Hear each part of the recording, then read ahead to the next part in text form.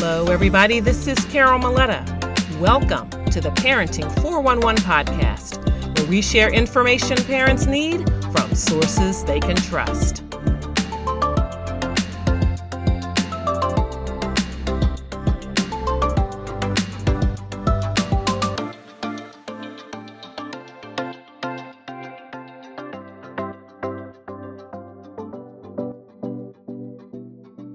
Today, we're talking about a topic that's near and dear to every mom's heart, and that's self-care.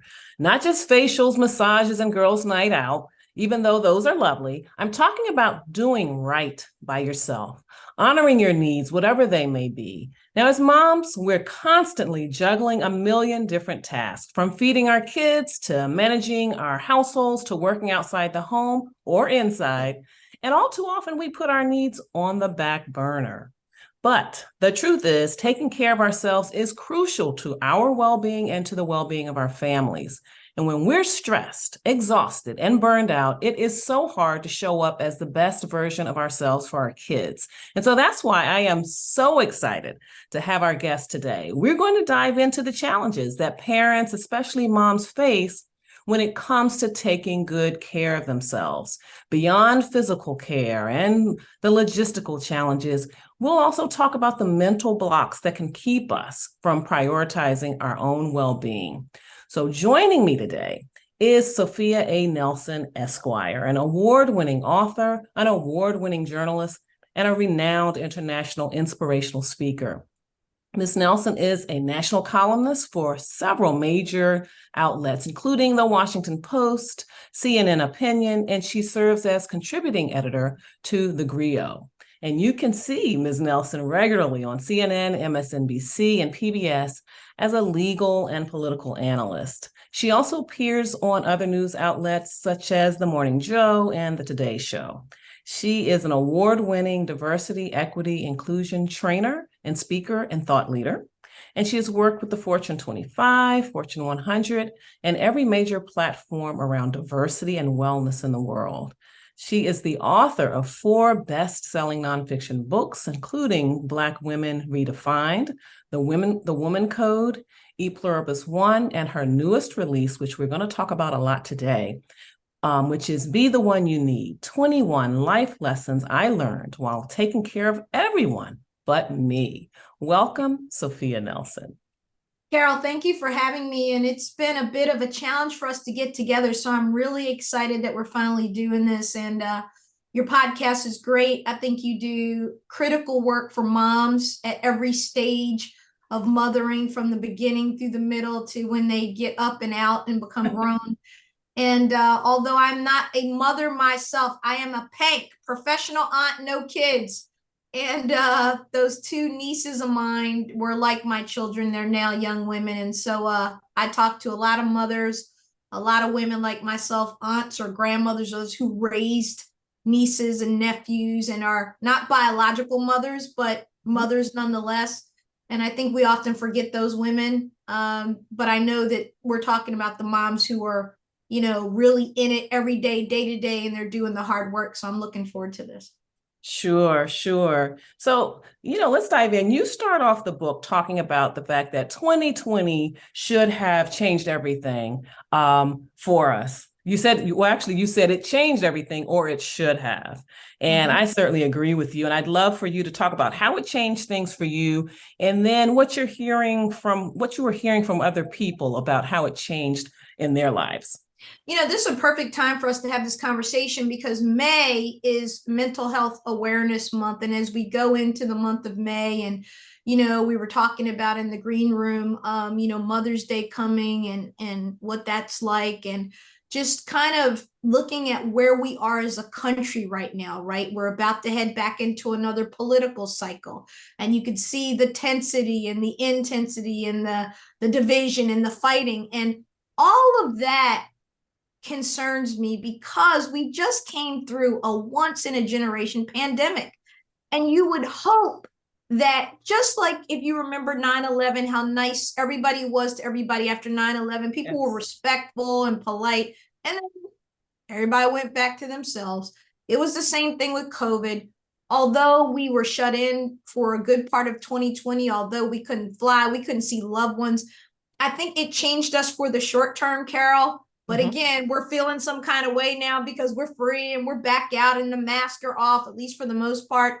In most places, you no longer see it in the airports. And otherwise, I think that people have forgotten the lesson. So let me remind you of what the lesson of 2020 was. Not just for me, but I think for all of us. I think never in our lifetimes, but never in the last 100 years, particularly because when the pandemic hit in 1918, around the start of World War I, there was no social media, there was no internet, there were no computers, there were no devices. So there wasn't this instant connectivity that we could all, once we were shut down with this illness and shut in, we could be connected through Zoom. We learned how to work through Zoom. We learned how to school the kids. We could do it all online. They couldn't do it. And so fast forward to our time and understanding that the lessons for us were different because when our world shut down, we were connected. So Paris, France went down, Spain went down, the United States went down, Italy. We could see it happening in real time where the virus would get people and people would have to be on lockdown. And that to me is something that, again, it's something 100 years from now they'll write about. That literally there were pictures, Carol, of animals roaming the streets. Like, where'd the people go? The people are locked in. And so that moment in time should have really encapsulated for all of us a couple things. Number one, the fragility of our lives and the fragility of our health. We take for granted every day the benefits of being alive in our time, and that we can live long lives now if we stay healthy and avoid accidents and things. You can really live a long life.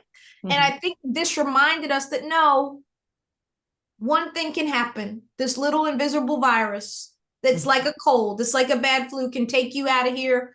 And it took over 1 million plus Americans out and millions of people around the globe.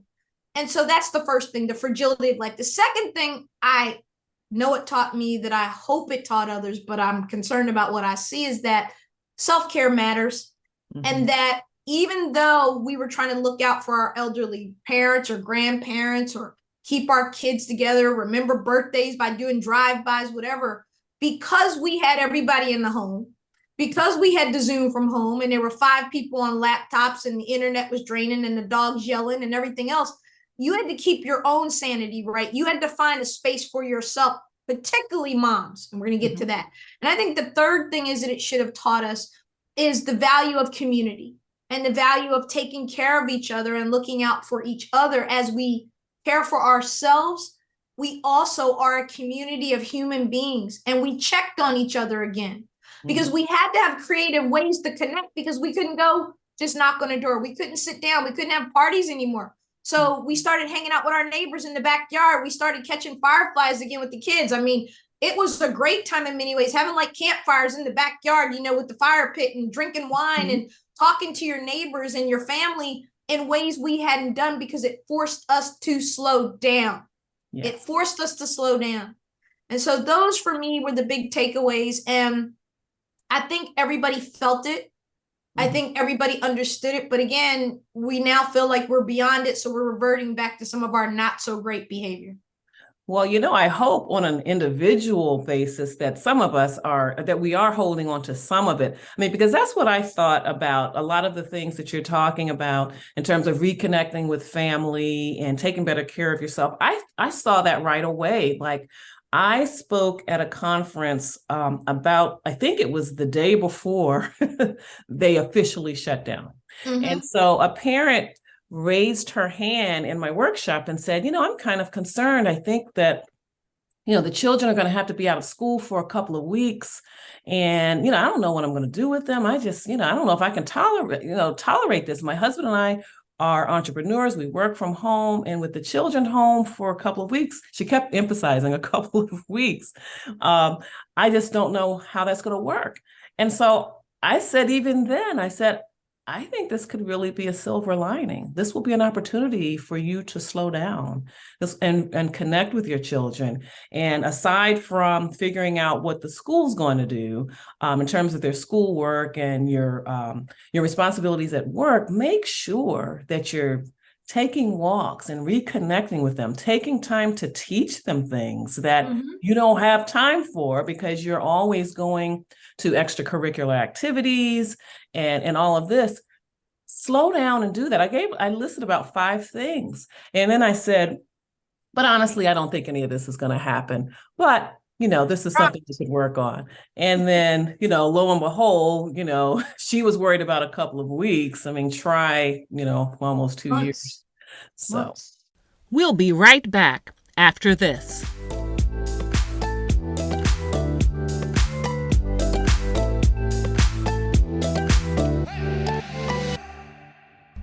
You love your kids. You do your very best for them. But sometimes it feels like it's just not enough. And you're so sure you're the only one who feels this way. The truth is, you're not alone. It is also true that there are some things you're doing quite right. And there's a community who would love to exchange ideas with you. I'm Carol Maletta, creator of the Parenting 411, a portal for parents where I share information parents need through webinars and masterclasses. And not only that, the parents there support each other on this amazing journey in the Parenting 411 community group on Facebook. I can't wait to meet you in the community.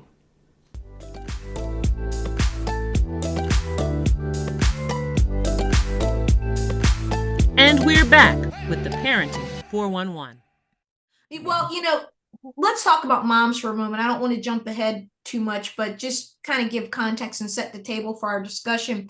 I just came back from a big women's corporate retreat, a couple of them, but one of them, a Fortune 25 company, and they had all their women execs in a beautiful place in a resort where we all met up and we had a chance to do workshops and talk and have fellowship and all that. But one of the things that I heard, not just every woman in the room say, but heavily and more emphatically so with the mothers, is the exhaustion and the weariness and the worn outness that mothers feel.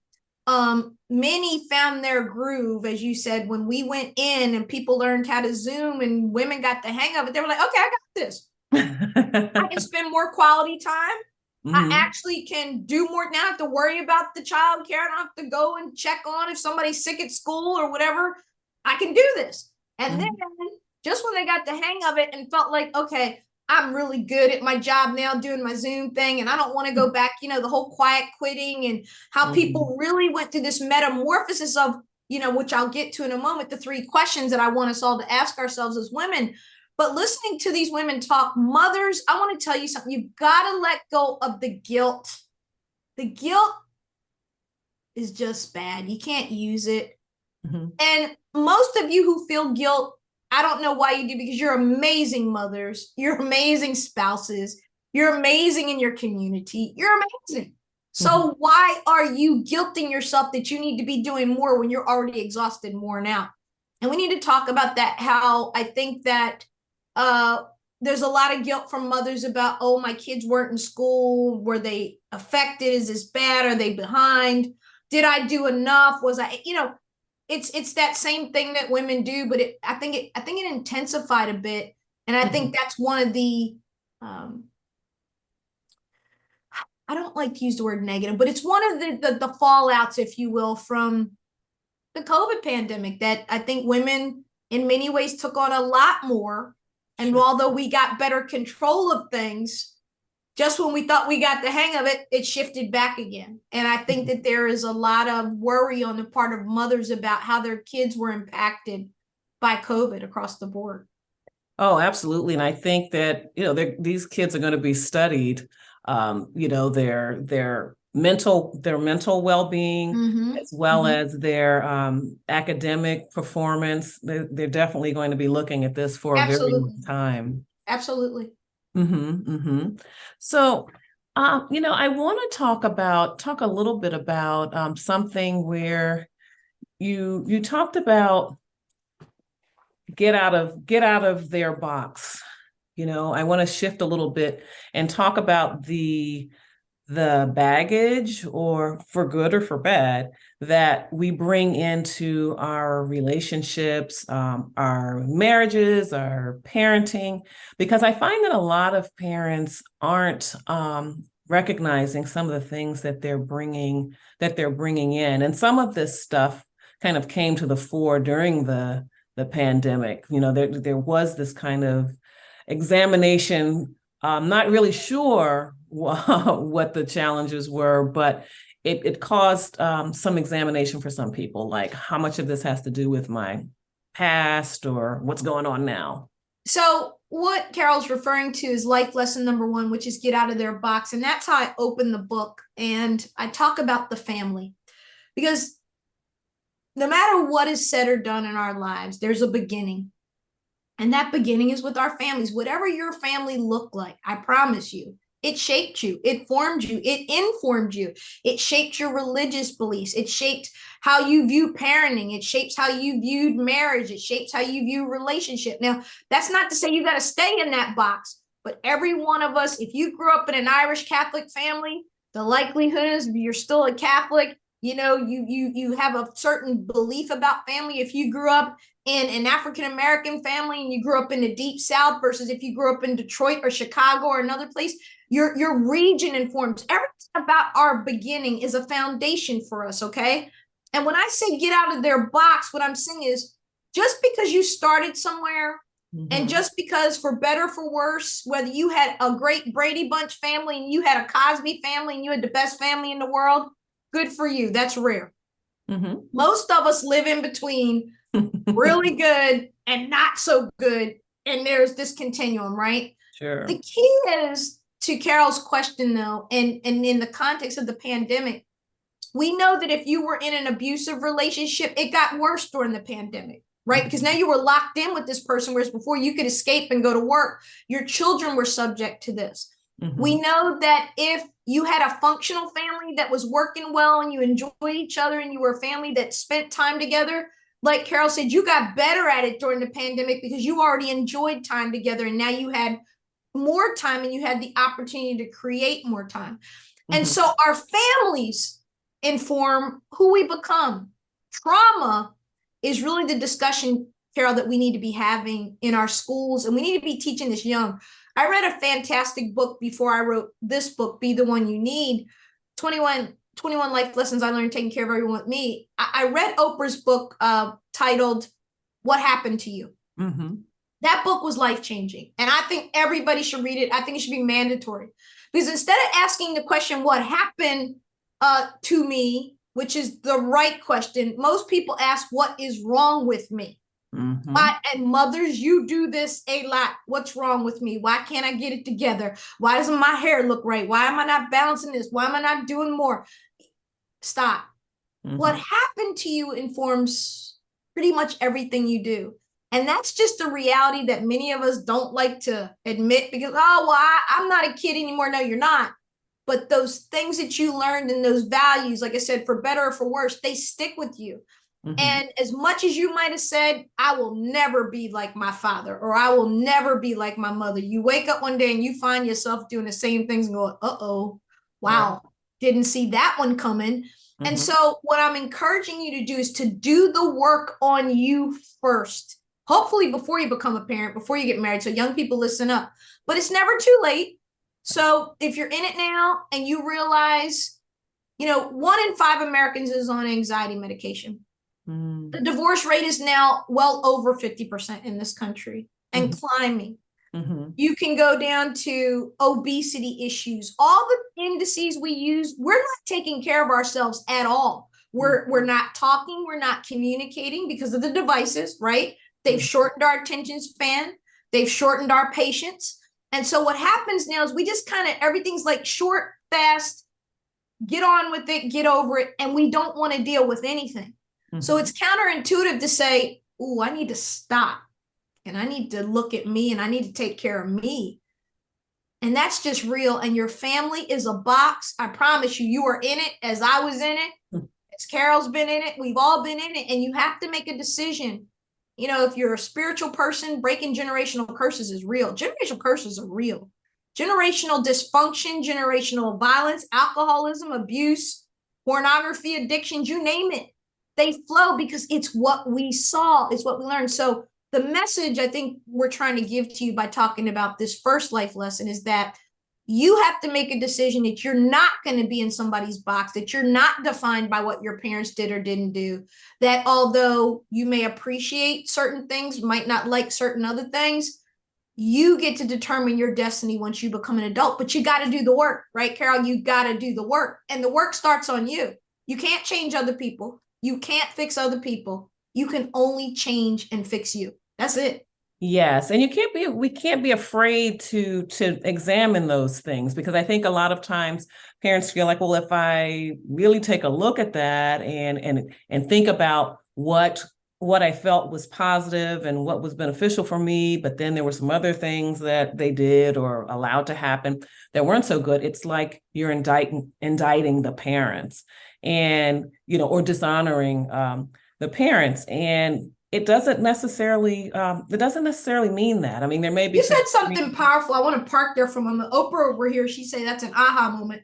And I think that let's address that, because that's it's very generational. One of the conversations I had in my workshop that I did this past week in Atlanta was about the generations in the workplace. Mm-hmm. And it's causing a lot of friction, because you got baby boomers, Xers, millennials, Y, and now Z coming in, right? The young people coming in, they're graduating, this May. And baby boomers and Gen Xers pretty much think pretty similar, because we're baby boomers kids. Our parents are baby boomers. Some greatest generation. But we grew up with the telephone, the radio, television, internet, not a lot until, we were well into college or to graduate school. Come down to the younger generations, and what do you get? That's all they know. Mm-hmm. So their whole communication MO is different. So let me be clear with you. I'm a college professor. Let me tell you, these kids will set you real straight, real fast. They will tell you what they don't like, what they're not going to do, what they're not having. And if they don't like how you handle it, they will exact what they call consequences on you. And I opened the book talking about this, Carol, because I have friends now who have kids that are grown and married and have grandkids, and they're keeping their grandkids from them because they don't like an argument they got into or a disagreement. You and I would never dream of doing something like that, even if our parent had been not a great parent, or if we had been abused or whatever. We might keep a healthy distance, but we would never be openly disrespectful or deprive them of something, because we were raised that that's just not what you do.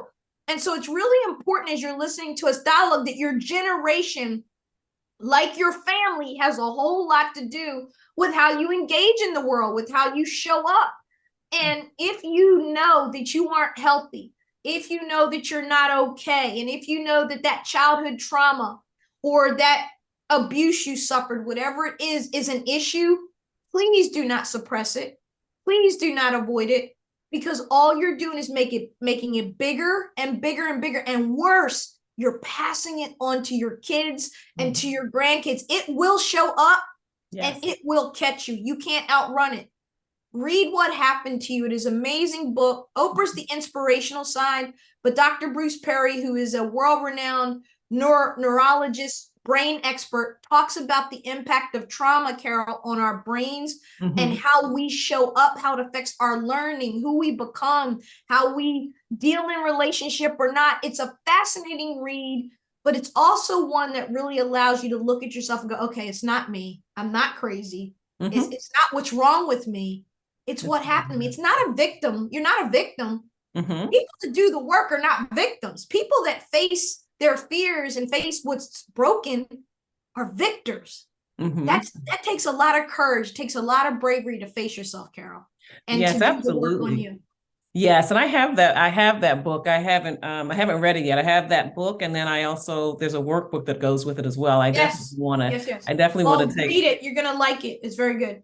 I think, yes, I definitely think I would. And so thinking about that, so especially with someone that does the work, that has the courage to examine their childhood and to think about how what they want to carry forward with their own families and what they want to leave back there in history. How can parents then ensure that they're creating positive experiences for their children and help shape a different future for them. I think, again, someone not being a parent, but being an aunt of two girls that were the only children I will ever have and who I adore and love so much. And I can only imagine what it must feel like to have your own child, because I know how much I love those two. I'd run in front of a bus for them. So I think the first thing you have to remember is the love that you have. And love is a verb. Love does something. And the first thing I think that, particularly for families of color, and I want to kind of emphasize this, mothers of color, we can be, how do I want to say this? 68% to 70%, depending on the statistic you use, of Black households are headed by Black women. Mm-hmm. So they're the bread earners, they're the head of the household. In white families, that's about 30%. Okay. So, and for other communities of color, Latino, Asian, et cetera, that number's smaller. And I bring that up to kind of set the table to say that, again, you have to look at the lens you're looking through, right? Your race, your culture, your socioeconomic demographics, all those things inform your parenting. That's number one. Number two, going back to that love piece, if you love your kids, and you do, you want what's best for them. And I think the way that you show up better for them is to take those good things that we learned from our elders. I think one of the things that's missing, Carol, particularly again in our community, in the African American communities, we used to have kind of like this, you'd have grandmama, maybe even great grandmama, aunt, and you'd have this circle of women, work men for the men, who really spoke into your life. They didn't ask permission. They just told you stuff. They kind of said, girl, you need to do this, or girl, you better not do that, or here's what you need to know. And so there was this wisdom that we would sit and listen to and we would value. I think that's missing. I think that we're not spending enough time talking to our kids at a very early age, particularly through those teenage years. You've got to be hands-on, because you're competing now with stuff that when we were kids in the 80s and the 90s, 70s, 80s, 90s, didn't exist. Mm-hmm. Yes, we'd go off and we could get into a little trouble. You might have to worry about your kids, taking a sip of Budweiser beer or taking a hit of the weed. That might be it. And that might be the biggest worry you had. Now you're dealing with influences that are unbelievably present 24/7 in ways you can't control. And so it is important that that dialogue, that love, that community, that the elders are invited in to share wisdom and to offer guidance, because young people, you need it just as we needed it. And you don't turn out to be a good, successful human being on accident. That happens because a village is there for you. It happens because your parents are there. Whatever your parent, your family looks like might be different than someone else's. But the point is, it's love that is going to make the difference. And all I can say is that love, love, love, love, love, and listen and dialogue. And parents, don't be afraid either to parent. Don't be afraid to tell them right and wrong, and stand your ground. If they say they're going to call 911, tell them to call, you'll help them. At the end of the day, you have to decide what's best for your family. But I think these kids need our touch, our engagement, our love, our compassion, but they also need some rules and some structure and some boundaries. And I think we've gotten away from that. And I think it's a problem.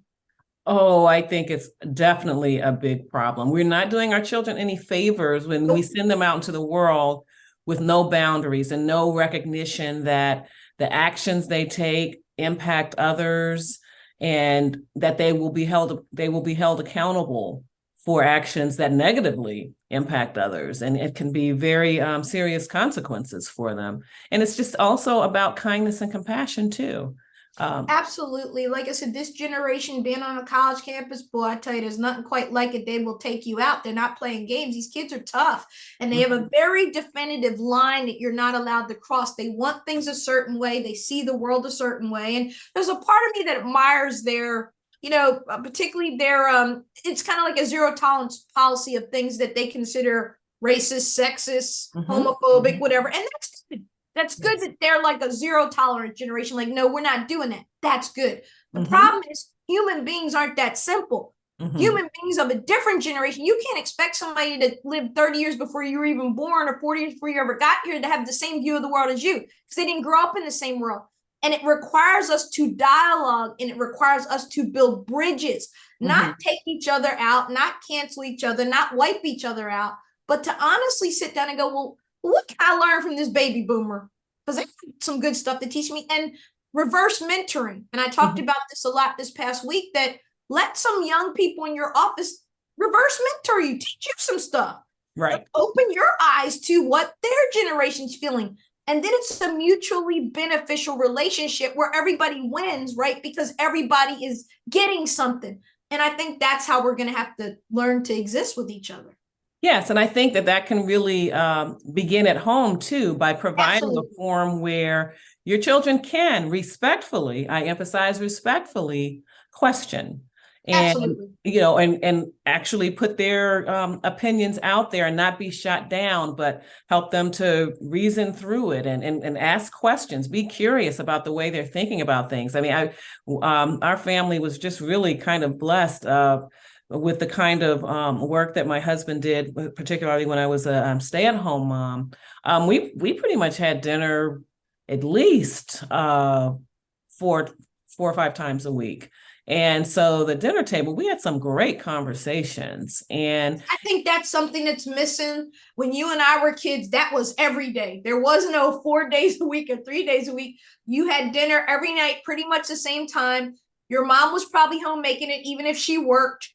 You know, and there was around the table and there was a newspaper and there might be discussions, or you might watch the news and see what, Tom Brokaw or Peter Jennings was doing, and you might discuss it, or Bernie Shaw on CNN, remember, because he was the first African-American anchor. And so there was a sense again of community and pride and accomplishment where we had these little silos that we were in a family. But it was also a bigger community of family as well. We did block parties. We did a lot of things that connected people. And I really think parents, if you want to do anything to get your kids off these devices, particularly your girls, the girls, we saw a spate of studies released in February on all the major networks and television net, Instagram, TikTok, less Facebook, but particularly Instagram and TikTok are having a very negative impact on young girls' self-esteem. They believe that they need to be Kim Kardashian or one of these other women. And if they don't look like that, and if they can't accomplish those things and their body images in a certain way, they feel like they're not even worthy. And it is just something that we just didn't have going on in our generation. It just didn't exist. So be patient, but be firm and set boundaries, because kids need boundaries. They need guidance. They need structure. It's how they grow. It's how they develop good manners and respect for you as the parent. Carol, some of the way I see these kids in this neighborhood talk to their parents, and I live in, wealthy Loudoun County. It's a lot of spoiled kids here. But I've seen some kids talk to their parents in ways I'm just, man, I would have been knocked into next week. Oh, absolutely. I think, and yeah, we were going to move into, we might as well move into boundaries.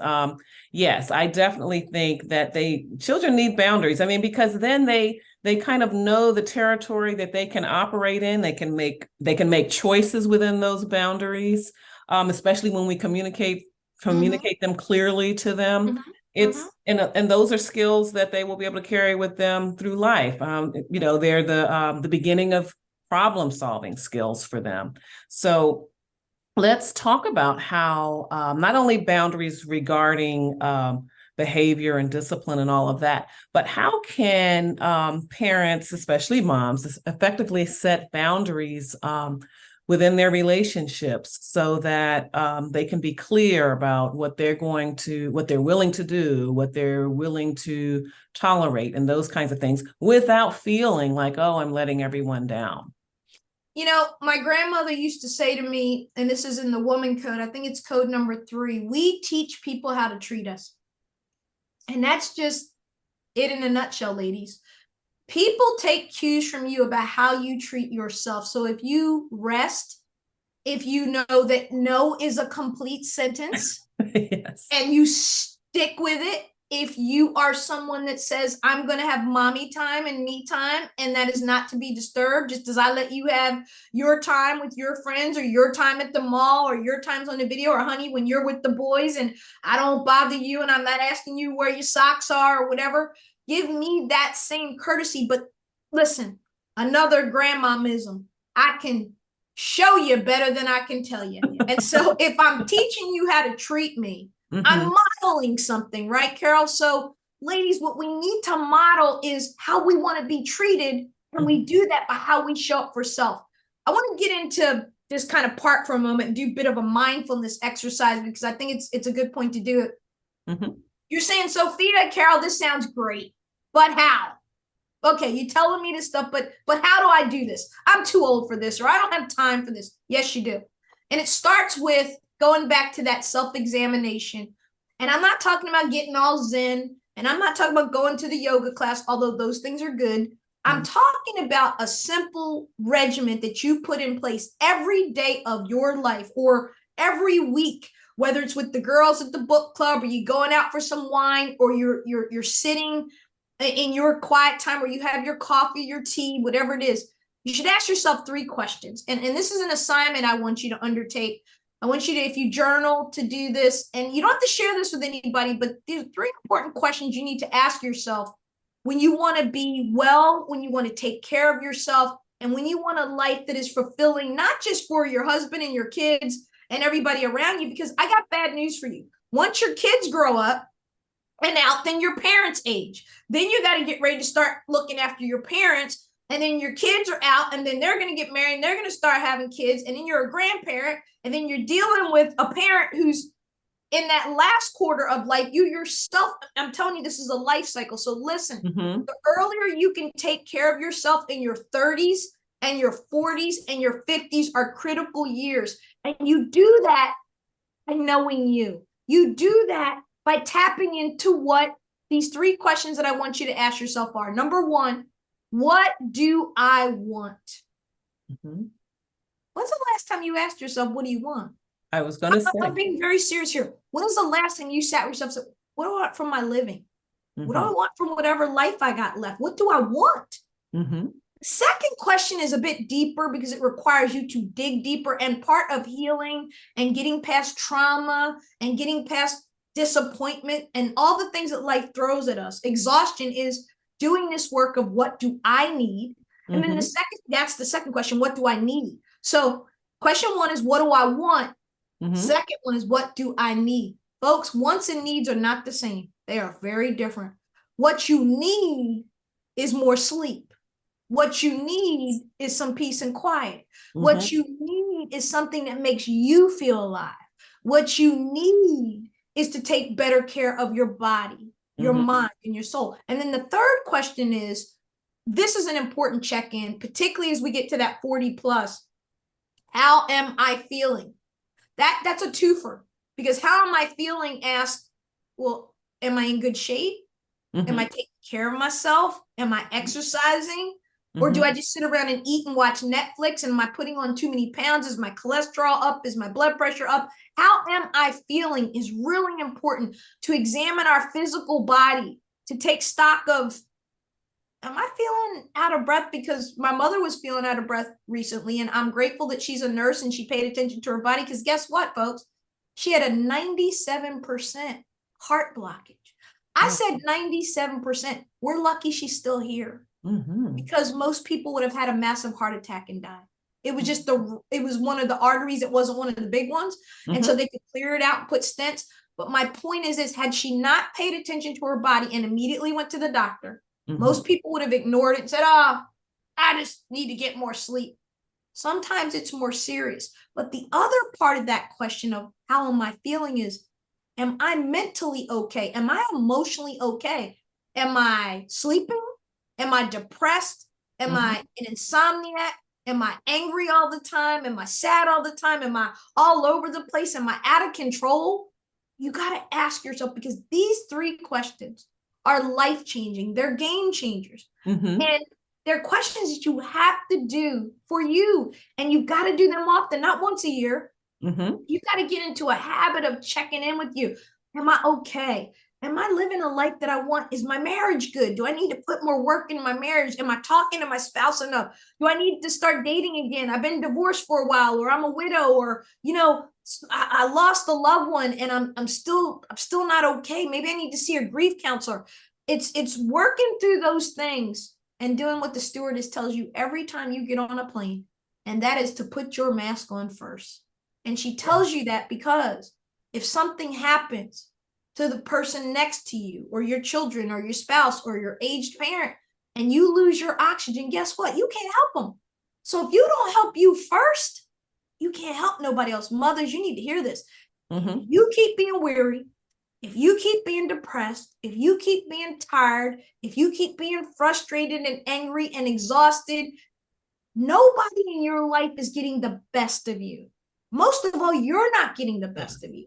Mm-hmm. You want a better marriage, you want better relationship with your children. It starts with the one you have with yourself, period. Mm-hmm, mm-hmm. And really, those check-ins with yourself allow you to establish the boundaries you need to set up your environment the way you need to. I was on an interview earlier today, and just something as simple, thinking for moms about having a regular bedtime for your kids. Like there has to be structure, because I've seen, especially with little kids, parents think bedtime doesn't matter because, like, say they're 2 or 3 and they're not going anywhere tomorrow anyway. They don't go to school, real school and all of that. But it really matters in terms of not only regulation for them, self-regulation and routine, but it's also a boundary for your time. Like you have to be off duty at some point. yep. And so set that up because the question that was posed to me earlier was how parents can pursue things that they're interested in, or at least begin to continue learning so that in the next phase of their life, they'll be able to activate what they're interested in, whether it's starting a new business or going back to school or something. How can they still preserve their interests? Yeah, I have a number of friends who are going to be empty nesters. They got kids graduating high school, the last one out, or college, and the kids will no longer be the central focus of their lives. And I think this is important. I think what you're saying is important. It's that focusing forward because when they're little, 2, 5, 7, 9, 10, different ball game, because you still got a pretty good runway of having them home. But once they become teenagers, I think it's really important for that shift and that pivot for moms and the dads to start the dating. If you're not dating, you need to go back to dating for real. That's One of right. my dearest friends, Carol, Chicago, big ministry, great marriage. Both boys went to professional football. The kids were the center focus. They had a set of twins. The boys football was the life of the family. Boys go to college. When they were empty nesters, they couldn't turn the corner because there was no connection. The kids were the connection. The kids football was the heartbeat. And at some point there weren't the games to go to anymore, right? And they hadn't dated and they had grown apart. They had different interests, and you kind of know how it played out. And I think this happens a lot, and particularly post-COVID. One of the data points that we've seen that's fascinating, it's disappointing, but it's real, is that the most famous marriage you see it in is Bill and Melinda Gates. People getting divorced in their 50s and 60s is not very common, actually, because people kind of, well, I've been in this 25, 30 years, I'm good. We're seeing a real shift now post-COVID where people are in this space where they're finding themselves. They're saying, man, I do realize, Sophia, that life is fragile. I do realize that everything could change on a dime. I wasn't living the life I wanted. I wanted to be a chef. I'm going to Paris to take some, shoot, I don't want to do this anymore. I've seen it a lot. And what happens is, because we're in this world now that is expanded and open at the click of a device, we can quickly do anything and go anywhere. So we're no longer kind of stuck on the prairie or stuck in the suburbs or wherever it is, because our lives are bigger than that now. And I think that people are having this great awakening of, who am I? What do I want? What do I need? And how am I feeling? And I think it's so important for women, for moms, to give yourself something to look forward to, yes, be a good mom. It's okay to love on your kids and love them hard. But at the end of the day, remember, at the end of the day, it's going to be you and him or you together. And you gotta have something for you. And I think, Carol, a lot of people don't pass that test because they feel that whatever that space is between them that's too hard. We talked about not having those courageous conversations. People fill that space with other things, and the kids become that. And when the kids go up and out, it's a tough road to hoe if you haven't connected, loved, nurtured, and shifted your relationship as the two parents.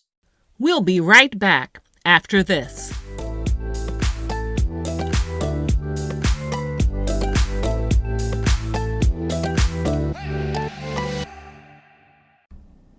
As the saying goes, mother's work is never done, except when it really is. I'm talking about my new book, Mother's Work, Pearls of Wisdom and Gems from My Journey. I share my transformation from an outmanned, overwhelmed mom of twin boys to a parenting strategist and consultant, and being honored as DC Mother of the Year by American Mothers Incorporated. In Mother's Work, I tell you about the 7 guideposts that kept me anchored as I weathered the peaks and valleys of motherhood. Grab your copy at carolmaletta.com/motherswork.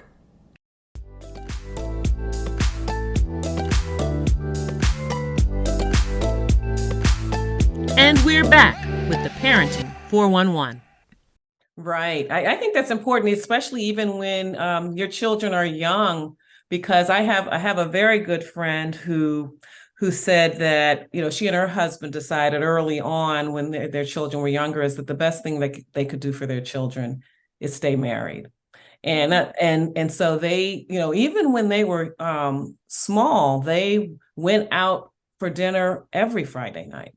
That's real. And then the wife had a night out with her girlfriends on Saturday night, or, it might be vice versa, Friday or Saturday, but they all, and I think they still do this. And it was just very important because like a lot of us, we were like, wow, you do that every weekend, initially. Yeah, it's building we saw a the muscle, value of it. It's building a habit, and it's what you said, it's valuable, and you make a priority. Like I said, love is a verb. My best friend and I, every day, and we don't miss, whether somebody's traveling or whatever, we have fellowship, whether it's on the phone, sometime in person, on the weekend, on a Saturday, we go to the farmer's market, but we have a routine where we pray, we do our mindfulness cards. It might be yoga, it might be a hike, but we invest that time to talk things out. It's the person that you can go to and say, what do you think about this? Or let's pray about this. And just having a go-to person in your life that you can trust, that can trust you, that you can kind of have as a person to share things with and to pray with or to do yoga with, whatever you do. It's having that routine because you're saying this is a priority to me. Me and myself is a priority. And I think, though, that dating thing with your spouse is critical because if you don't nurture it, somebody else will. That's real. Yes. And you absolutely have to make that investment in your relationship. And by doing that, you're also making an investment in yourself. And so something you talked about there, where you talked about the good friend that you meet with regularly to pray and just fellowship with. I want to then talk about the love council that you recommend that we form. So every woman, every mom, every dad should have what my grandma would call a front row. She used to say, baby, know your front row. And your front row is just like a theater. You have friends in your life that are like a movie theater. You have people that sit in the front. You have people that sit in the third row. Some are in the balcony. And I want to challenge you again. Another exercise beyond the 3 questions, a mindfulness exercise, is to do a row check. And ask yourself, do the people you have in your life at whatever stage you are, whether you're starting out in your 20s or you're in your 50s or 60s, wherever you are, do those people suit the life you have now? Are they encouragers? Are they applauders? Are they people that inspire you? Or are they people you inspire? Are they people you can trust to be there? I lost my grandmother last week, and Carol, this house looks like a florist. It hasn't stopped coming yet. The love, the flowers, the chocolates, while I was away, I had to travel literally after my grandmother passed, and I was kind of concerned about leaving my mother. I was like, I don't really want to leave her, but I didn't have a choice. It's business. I couldn't get out of it. She died on Saturday. I had to leave on Monday morning. And my girlfriends were over here. Sorors were over here. And I didn't have to worry about a thing because my row is tight and my row is there. And my row, I didn't have to worry. They had food. She stayed with some people. Everybody pitched in. And those are the kind of people you need in your life. Again, as we get older, the circle gets smaller. It doesn't get bigger. And you will know people for longer periods of time because you've gone through a lot of seasons in your life together. If you're blessed, you have those kind of friends, and I have them in abundance. But I think the way you get those kind of friends, Carol, and you have them and I have them, is because you got to put in the effort, and it's reciprocity matters. Yes. I have another life lesson in the book titled Go Where the Love Is. Yes. Stop being the go-to for people you can't go to. Right? Yes. Let me say that again. Stop being the go-to for people you can't go to. When you get to 40, I'll use 40 as kind of the dividing point. If you live a life of 80 years, 40 is your halfway point. And, you know, statistically, women are going to live into their 80s and sometimes longer, men a little bit shorter. But at the end of the day, if you think about what that means, it simply means that there comes a point when reflex should be, I'm reciprocal, I'm thoughtful, I'm compassionate, I'm kind, I'm empathetic. But you need those things back too. And a lot of you out there listening to us right now are burned out and exhausted and tired and weary and haggard and all of that because you don't have that. You keep pouring, you keep pouring, you keep giving, and you're burned out because you don't have the right people in your row. So I want you to do a road check. I want you to write down the 5 people you spend the most time with in your life, and you can't include your kids and your spouse. The 5 people you spend the most time with in your life. And I want you to actually write down the qualities of that person that you like about them, the things that maybe you don't like, or the things that, you know, I knew that there were people in my row who I'd had since maybe high school, some since grade school. They're in a different category because that's the first part of your life. And if you grew up in a small town like I did, most of my friends, probably 90% of my friends did not, maybe more, 95% of the people I grew up with didn't go to college. They maybe went to a 2-year school. They married the people they went to high school with or were sweethearts with. Typical small town. If you stayed there, that works. I didn't. I left. I went to graduate school, I went to law school, and do all these things, right? So they're one group of friends that's my heart and soul. It's who I grew up with. But the friends I'm closest with are those I made in college or in grad school and professionally, right? You make through time and through the years, but it changes because you change. And so you have to make sure, just like a marriage or any other relationship we're talking about, you got to put the work into it to preserve it, to have it flourish, to have it be healthy, and to have it be reciprocal. And you got to do that road check. So I want you to think about the people in your life. And if there are people, you know, as I knew, as Carol knew, there were some people that I still loved, but the person who was my best friend 20 years ago, well, actually, she's still my best friend, but the person who was my best friend in college is not the same person that's my best friend today, right? The person you were best friends with in high school is probably not still your best friend today. Still love her, still think she's great, but you grew this way from each other. Still have love for them, but you have to think about each season of your life, Carol, particularly as a mom, particularly as a wife, particularly as a caretaker, that you're changing and you're growing, and you have to be around people that are changing and growing too. That's how I agree with you so much. And I talked about that in my my book on motherhood, because I felt like mothers needed to be prepared for the fact that your friendship circle may change, and that may not be a bad thing. And it's also, like you said, it doesn't mean that anyone's banished from your life, and you'll welcome them back. You'll always take a phone call from them, but your relationship will change. And so that my best friend, it's a great story. And I talk about this, I think, in the Woman Code. It might be the first book, but I can tell you unequivocally, being single when all your friends are married is tough. And when they become mothers, it's really tough.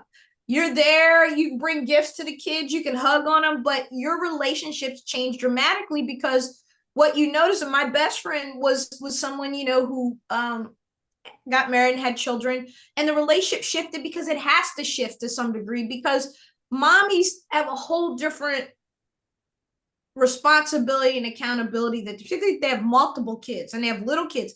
You're the single cool woman, you could zoom around, you got the convertible, you look fly all the time. That was me for a while. Your best friend, you come to her, she's got vomit on her shirt and she looks crazy, and you're like, who are you and what happened to you? Give me one of those kids. But the reality is, her whole conversation started to revolve around children. And that's fine, but that wasn't what I wanted to talk about. So what happens is there is a big shift in your life once you take on mommyhood. And it is a big deal. And you have to really have good friends that are supportive, that you're supportive of, who you don't tax each other too much. Us Right. single gals, we call our own shots. We can do what we want to do. Being an aunt was great because I could give them back when I wanted to give them back. You can't Right. give the kids back, right? Right. And it is what it is.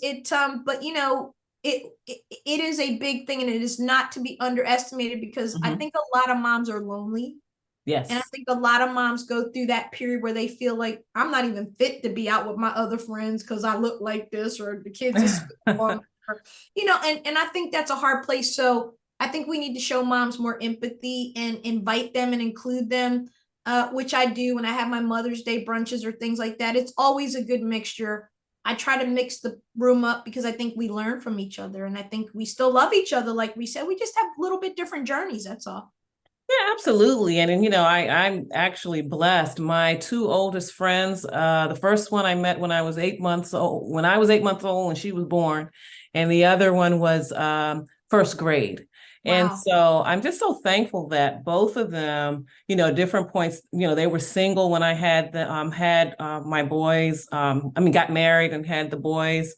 And one is married now, but and neither of them have children. They're actually my son's godmothers, both of them. And you know, it's just interesting. I mean, like now we're back. It's like the three of us hanging out and as kids now. Yep. We're back. I mean, and we were never not friends or anything like that, but But it changed. It changed. It it just shifted, changed, right? and then it's kind Yes. of back now. We already have a girls' weekend plan for June for their birthdays. So I'm really thankful for that. But I just understand it might change for a while there, though. When my children were in elementary school and middle school, my friends, my new best friends, I'll call them new best Yeah. friends, were the moms of my son's friends. And let's I put a mean, point on that, and just to drive this point home, and then we can move forward. But I think that, ladies, what we're saying is this. Everything. I heard a Jan Van Zant give an amazing talk one time. I don't know if you went to leadership when it was in Las Vegas when Dorothy was president, but Jan Van Zant was our keynote speaker, and she did this amazing speech, and I think it might be on YouTube, but she talked about the seasons of a woman's life. And she went from the 20s through the 70s. And she said, when you get to our stage, Carol, in your 50s, you're the wise woman in the room, and you need to act like it, because you've lived enough life now to know better. You know some things, you've seen some things, you've been through some things, and your job is to teach, to help others to learn to do better. And I think the point I'm making, ladies, is that you have to be thinking ahead in your 30s and your 40s. What are you building towards? It all just can't be about this crazy chaos of just surviving the babies and surviving, because you're going to wake up at some point and be like, well, wait a minute, man, the babies have moved on, and I don't know my spouse anymore if I have one, or I don't even know what I want. I don't know what I need. I don't even know who I am. And what we're saying is, you will have those friendships for a season, but I think the friendships in the first part of our life, like I said, they always exist. I can call Lisa Wilson or Lori Stevens anytime right now. We've known each other since the first grade, and we could text. We still do. They checked in when they heard my grandmother died. We don't talk every day like we used to. We don't see each other like we used to, but we're still there. Those friendships will always be there. But your girls who are ride or die with you, like you said, your friends, you will always circle back to each other when that friendship is genuine. And then when the season, you're freed up now because your boys are grown. You don't have to worry about that anymore. So you can kind of do what you want to do. Yeah, yeah. So, I mean, I think we've talked a lot about the soul landscape without talking about the soul landscape, but I liked what you talked about there in terms of taking care of that, because otherwise your emotions are off. You're angry about things, sometimes little things, and it's because you're not doing that inside work and taking care of the soul landscape. So talk about that a bit. Yeah, I'll say this about when I use the phrase soul landscape, that's Sophia Nelson's, that's my artistic side coming out, my sweet, compassionate, soft side. I'm talking about when you think of landscape, you think of a yard, you think of a beautiful field, you think of it's manicured, there's beautiful flowers, landscaped. Our soul is like that. Our soul has a landscape. And it becomes important, like I said, to check in with that soul's landscape, which we ignore. The thing we neglect the most in this life is our soul, that inner being, that spiritual being. We might go to church, we might praise the Lord, but are we tending to the soul and the spirit? Usually not, because like we talked about early, Carol, it requires you to do work. Because to listen to my soul means I have to do something to actually stop and ask myself, well, what do I want from my life with whatever's left? Means I got to think about that. And then I have to be willing to do something to change what's not working in my life. To do that road check that I told you to do is it taking a look at your soul landscape. Who's good for it? Who's helping it to grow? Who's helping it to blossom? And who's stomping on the flowers in your yard? And who needs to be pruned away? Sometimes we're the problem. There's this great video going around, Carol, on the internet about this bear, and he's in the woods, and somebody has put up a big mirror, and it's in the middle of the woods, and the bear is walking, and you see, he sees the mirror, and he sees this bear, and he starts fighting this mirror like he takes that mirror out, y'all. He doesn't realize it's him. Some of us are fighting ourselves. Some of us are in our own way. Another life lesson. Some of us are wrestling with ourselves.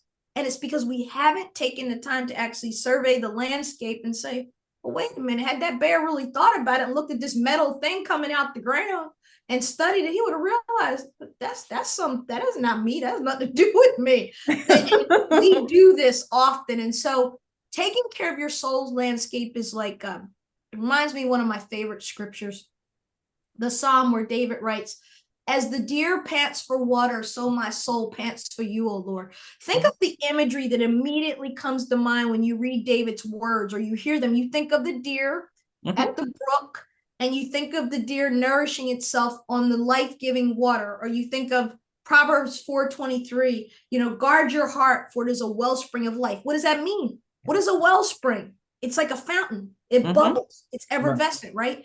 That's your soul, folks. Yes. And so many of us have killed our souls. So many of us have just stomped on it, stamped on it, wiped it out, forgotten that it exists. We don't nourish it. We don't water it. The marriage is dry. The marriage is dead. The kids ain't right. I'm not happy. The job's not right. This isn't what I want to do. It's not where I want to be. And then we just survive it and we just live through it.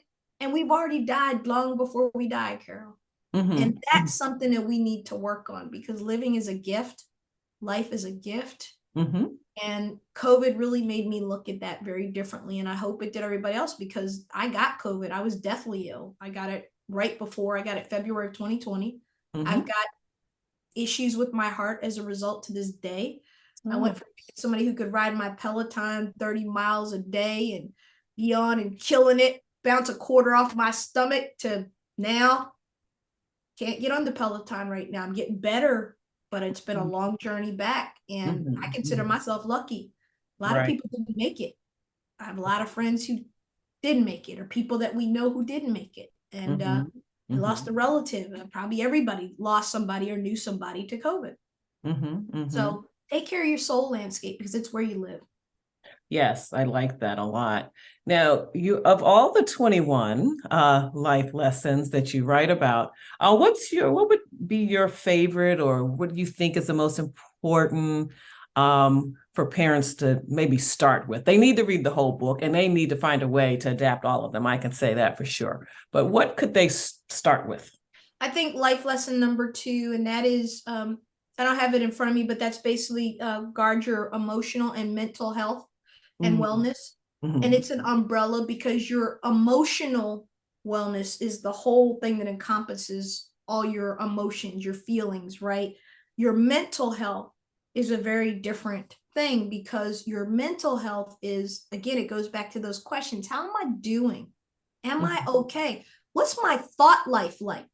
As you think, that's real as you go. What you think, you will speak, then you will live. And I think a lot of what's happening to us now, the reason I picked this one is because I think a lot of our issues today are different than they were 100 years ago. 100 years ago, if you watch, or 200 years ago, people's survival was very fragile. A woman had a 50% chance of dying in childbirth every time, if not higher. depending on where she lived, right? Mm-hmm. Fast forward, 200 years later, we still have issues, maternal health. We're talking about those now, particularly women of color. But, that number is very small now that you would lose because we have the technology. If you go back to something, a bee sting, a snake bite, those things could take you out. That's We right. were fragile. Now, everything we see in our culture and everything that we're talking about comes from mental health. It comes from people feeling isolated, unloved, unwanted, confused, conflicted, not enough conversation, too much time on the computer, or dealing on social media, or venting. I'm going off on my social media. I'm cussing people out. All these unhealthy characteristics now, the things that we're suffering from are pretty much all mental and emotional health issues. And maybe they were neglected for a long time. Maybe that's why they're really surfacing now. But I think that, like I said, go back 50 years ago, 100 years ago, 200 years ago, people had to be very concerned about their physical health and just surviving, being able to have enough food to eat, all those things. And there are still people that have that.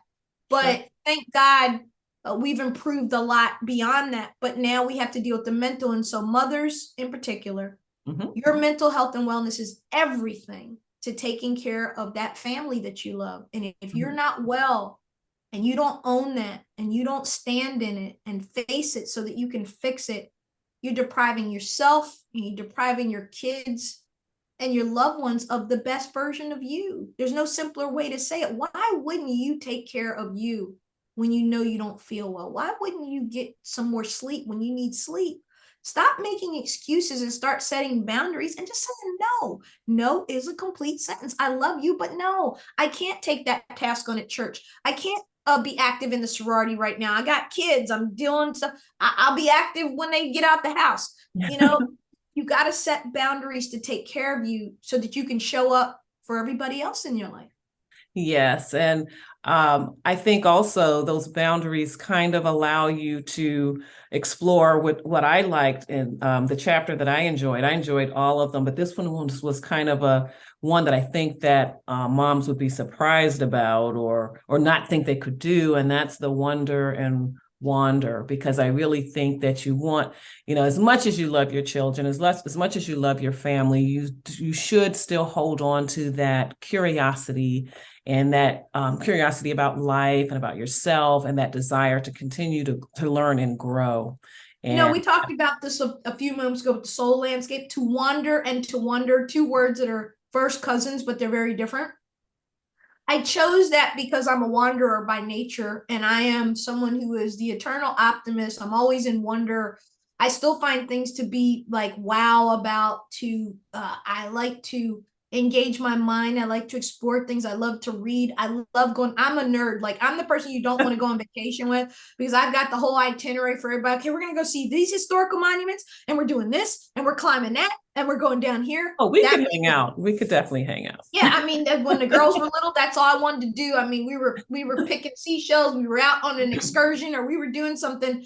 I was taking them to see, the first submarine in South Carolina, or whatever it was. When we go down to the beach house, there was always something to do, because I believe that intellectual curiosity is good medicine for us. It keeps us from being stagnant. It helps us to grow. It helps us to be open. And I just think, listen, as we wrap this, ladies, I think that what I want to say to you and gentlemen that are listening, that being a mom is a real special thing.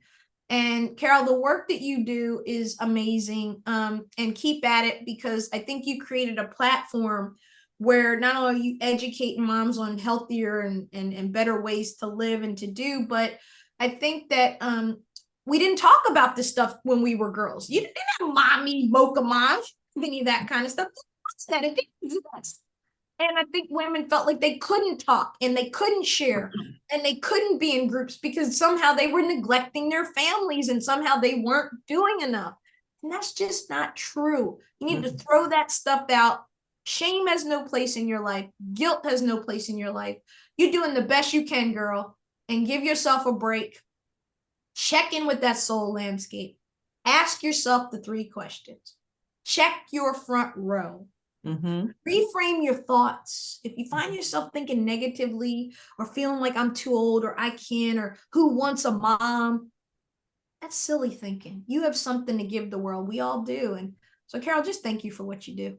Well, yes. And thank you so much for what you do. Thank you for the book. And like, I would like to close on a quote that I really liked from the book.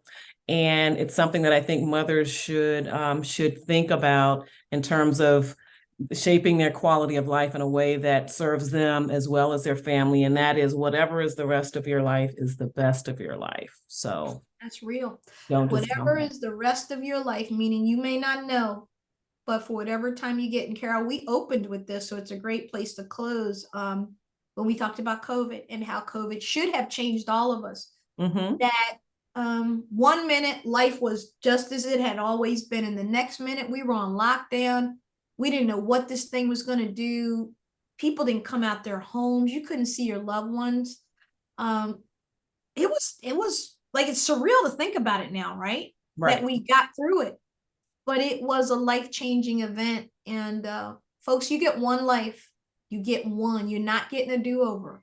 So as Salt and Pepper would say, express yourself. Okay. Express yourself. I didn't really know where you were going, but okay. Express yourself. It's a great song, and they're telling you the truth. You know, you don't know what you're going to get. So just do you and be happy.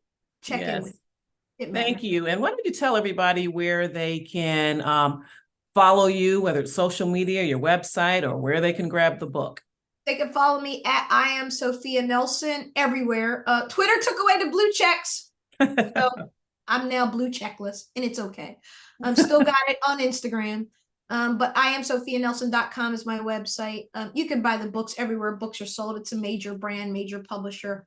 But I really encourage you to get this book, but don't read it alone. It's a good book to do in a book club. It's a good book to read with other people. Yeah, you can read it with yourself, but it's one of these books, I think, Carol, right, that you got to talk through, that you got to have somebody to go, what do you think about that? Or do you agree with that? Or da-da-da-da-da. And I think it's an important thing to talk out and to share with others as you're talking about these life lessons. Yes, and I've been doing that because I think you will recall when the book came out, I bought like 8. You sure did. You were an awesome supporter. Thank you. And I've been giving them, as gifts to my girlfriends. So yes, and they've been very appreciative of receiving the gift. So thank you again for joining me here. Thank you again for being a real friend to me. When I certainly needed it we're coming almost on a year when I lost my mother, and I just really appreciated your comforting words at the conference where we both spoke. And so to all of our listeners, as usual, I appreciate you listening. Please like, share, and just subscribe to this podcast. And as we head into Mother's Day, I want you to visit mothersworkthebook.com. I have a special offer there for you for my mini motherhood memoir, Mother's Work, The Pearls of Wisdom and Gems from My Journey. And also remember that it is never too late to be the parent you want to be. Amen.